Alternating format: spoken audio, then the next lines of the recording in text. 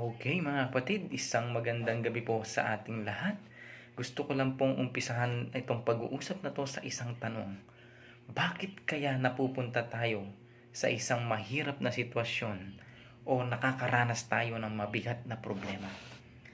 And then to the point na masasabi natin, Lord, hindi ko na kaya.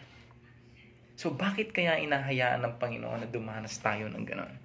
Gusto ko lang pong basahin ng 1 Peter chapter 1 verses 6 to 9. Ang sabi po dito, ang gintong nasisira ay pinaparaan sa apoy upang malaman kung talagang dalisay.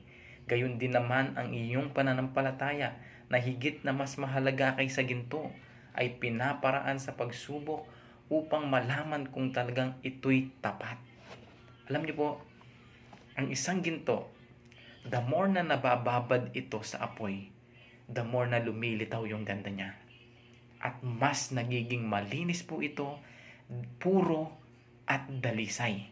So, ibig sabihin po, nagkakaroon ng mas malaking value ang ginto kapag pinaparaan po sa apoy. Imagine po, kung lahat na lang ng bagay ay madali para sa atin. Palagay po natin, masasabi pa ba kaya natin na, Lord, tulungan mo po ako. Maalala pa ba kaya natin ang Panginoon kung lahat na lang kaya natin gawin? Alam niyo po, hinahayaan po ng Panginoon na tayo ay dumanas ng mabigat na problema para mas lalo po tayong dumepende sa Kanya. At para mas malaman po natin na wala tayong magagawa kung wala ang Diyos sa atin. Ang ginto, lumalaki yung value kapag may apoy. Ganon din po sa atin. Nagkakaroon lang tayo ng value kapag meron tayong Diyos. At ang pagsubok ay isa sa mga reason kung bakit naaalala natin na merong Diyos. Di ba? Kaya nga nasasabi natin, Lord, tulungan mo po ako. Lord, hindi ko na kaya.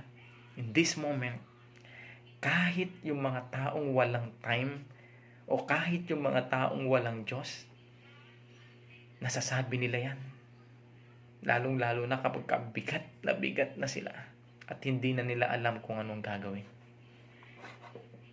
Pastor, bakit sinabi sa Bible, walang bagay na hindi natin makakaya at hindi aayaan ng Panginoon na dumating ang pagsubok na higit sa ating kakayaan? Pero bakit dumadaan pa rin tayo, Pastor, sa pagsubok to the point na hindi natin kaya? Kapatid, sabi ng Bible, lahat ng bagay ay kaya mong gawin kung si Kristo ay nasa iyo. Dahil siya ang magbibigay ng lakas sa iyo para hindi ka bumigay at marating mo yung tagumpay. Di ba? Ang sabi ni Lord, hindi kita iiwan, hindi kita pababayaan. Kaya kung may Diyos ka, asahan mo, anumang problema mo, anumang pinagdadaanan mo sa buhay, wala mang gustong tumulong sa iyo, asahan mo ang Diyos. Lagi mong kasama.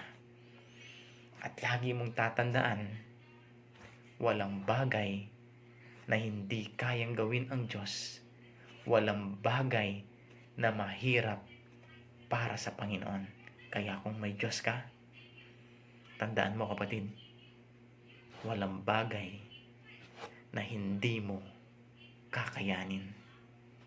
Ito po, si Pastor Dan, nagsasabing, kapag may Diyos ka, kaya-kaya mong lampasan anuman ang pagsubok na pagdaanan mo.